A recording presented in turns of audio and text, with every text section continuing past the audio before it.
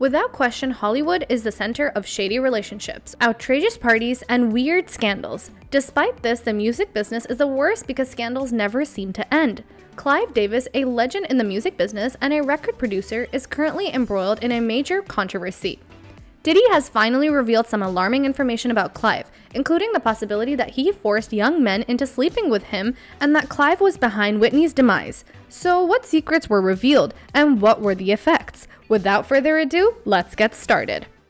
Diddy launched Bad Boy Records, which has served as a home of well-known performers like the notorious B.I.G. and Usher, and is widely regarded as one of the most accomplished record producers and label owners in the music business. However, there is an intriguing enigma regarding how his business saw such quick growth.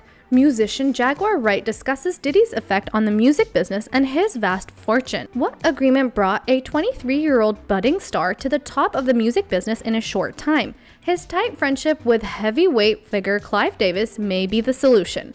Even though Clive Davis is best known for his musical compositions, there are ongoing debates over his love interests. After 2 marriages and subsequent divorces, Clive decided to go on a self-examination trip to see if he might also be drawn to males.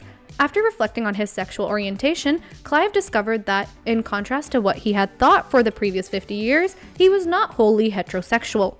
Clive decided to pursue a relationship with a guy after this realization, believing that this was the right time in his life to do so. Then, in 1990, he started dating a man doctor, but the romance came to an end in 2004. According to Clive, he has never felt embarrassed to declare his interest to guys. Clive then started a committed relationship with another man, which they are still in today. After years of uncertainty, it has now been established that Clive's lover is Diddy. P. Diddy, sometimes called Puff Daddy, and Sean Combs. According to rumors, Sean Combs asked Clive Davis for sexual favors in 1994 so that Bad Boy Records could exist as it does today. Diddy's music career has been the subject of persistent rumors for years. Nevertheless, it is now clear that the two were romantically linked for 5 years. Clive has confirmed that he travels and attends events with a companion, but he has chosen not to say who that person is.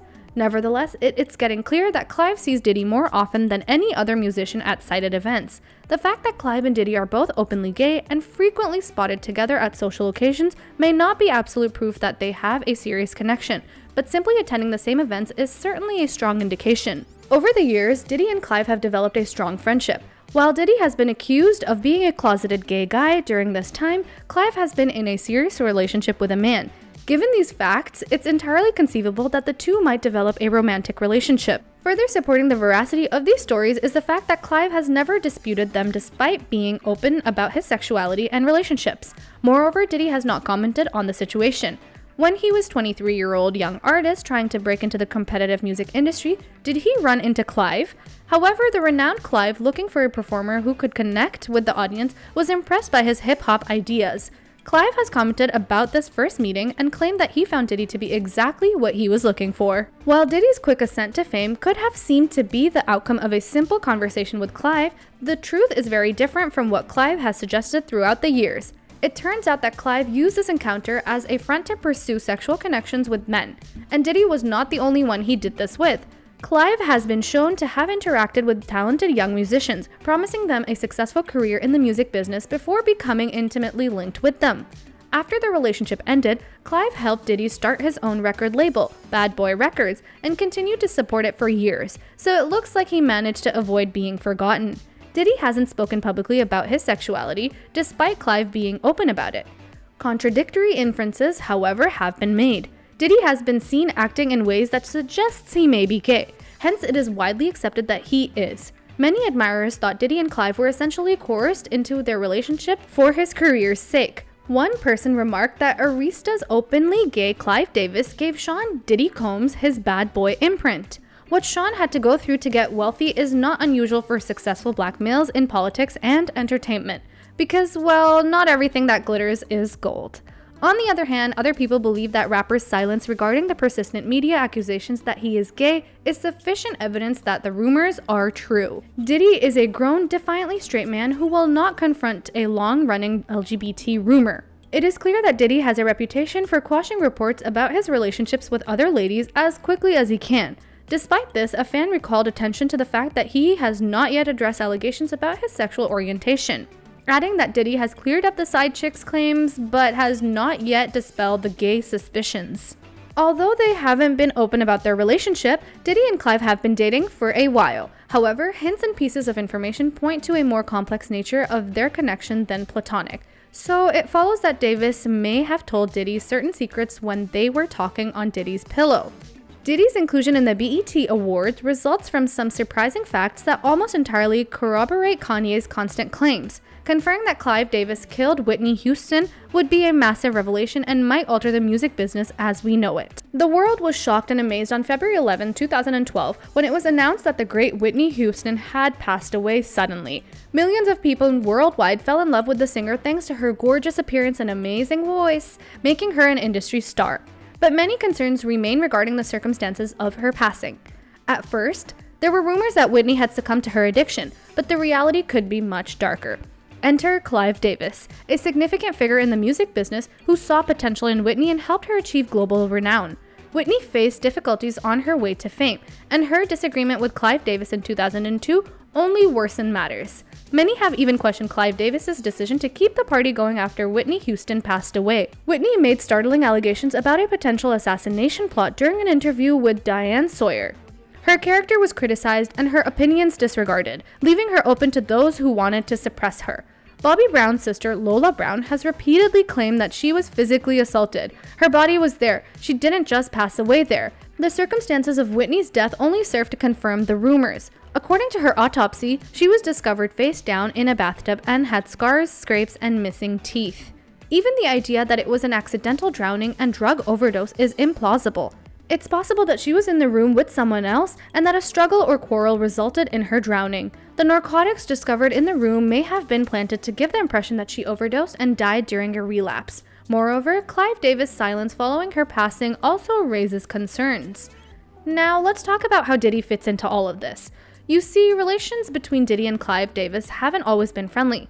While the two have worked together on projects like Diddy's production of Whitney Houston's album, My Love Is Your Love, there have also been disagreements and confrontations. The Lox, a group owned by Diddy, was signed to Bad Boy Records in 1999. However, Bad Boy Records had a distribution agreement with Arista Records, whose CEO at the time was Clive Davis. Clive Davis supposedly rejected the Lox's debut album, and Diddy had to pay $1 million to purchase back the group's contract to release it on another label. The connection between the two titans of the music industry is strained as a result of these and other events. Moreover, Kanye West, who has been a loud opponent of Clive Davis and has often claimed that the guy killed Whitney Houston, is really good friends with Diddy and has attended Clive Davis's pre-Grammy parties. Diddy's response to her death did in fact draw attention. Whitney Houston passed away several years ago, but her friends and co-workers still think back on their interactions with the late pop diva. Diddy talked about her recollections of Houston and how he attended her 1992 wedding to Bobby Brown in a recent interview on the Ellen DeGeneres show. According to Diddy, Houston invited Diddy to her wedding before he became successful in the music business. Diddy was ecstatic to go despite not having a great deal of familiarity with Houston at the time. Diddy got to know Houston better over time and loved her colorful attitude. He remembered, "She was so full of light, so full of just joy. She will most certainly be missed." It's plausible that she told him information about Clive Davis that she didn't want the public to know. But where does the true basis for suspicion toward Clive Davis come from? Houston was staying at the Beverly Hilton Hotel for the Grammy Awards when she was discovered unresponsive in a bathtub. Heart disease and cocaine usage were found to be significant factors, although the official cause of death was declared to be accidental drowning. Although the medical examiner's report determined that her death was accidental, many people have doubts about her passing circumstances. On the other side, Whitney Houston was intimately affiliated with music business boss Clive Davis throughout her career. Whitney Houston spent several years as a recording artist under the management of Davis, who founded and served as CEO of Arista Records. He played a key role in starting her career and elevating her to the top of the music world. However, Houston and Davis fell out in the years before her passing. Since the early 1980s, Houston had been a signed artist to Arista Records, and Davis was renowned for his ruthless business strategies and his willingness to go to any lengths to ensure the success of his musicians. However, Houston reportedly grew increasingly dissatisfied with the course of her career and the demands placed on her to uphold her reputation as a clean, family-friendly pop artist. Whitney Houston spoke about her battles with drug addiction and her turbulent relationship with Bobby Brown in a now famous interview with Diane Sawyer in 2002. Moreover, she made some cryptic remarks about the demon she was battling and implied that she had fallen prey to some scheme to damage her.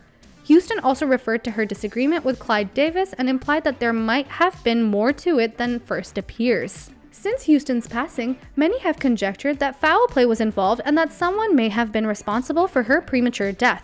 The fact that Davis stood to profit financially from Houston's passing is one of the primary elements in these accusations. Her music sales soared after she passed away, and Davis was able to profit from her increased notoriety. Along with his business ventures, Davis is renowned for throwing extravagant pre-Grammy parties that have come to define the music industry's awards season. Some of the biggest music stars, executives, and industry insiders attend these events. Houston, a frequent attendee as we saw, reportedly used drugs at numerous events despite her well-known battles with addiction. Houston kept going to Davis's gatherings, and some have theorized that Davis may have encouraged her behavior by giving her a place to take drugs anonymously and escape the public notice. Moreover, Clive Davis kept hosting similar events even after Whitney passed away. Toni Braxton acknowledged that the atmosphere was quite unpleasant. Diddy was present at the celebration after Whitney Houston passed away. The rapper, who has now become a local, tried his best to remember the good days and pay tribute to Whitney during this time on stage. It becomes much more significant to read between the lines in this situation, given that he fully committed to praising Whitney Houston in front of Clive Davis.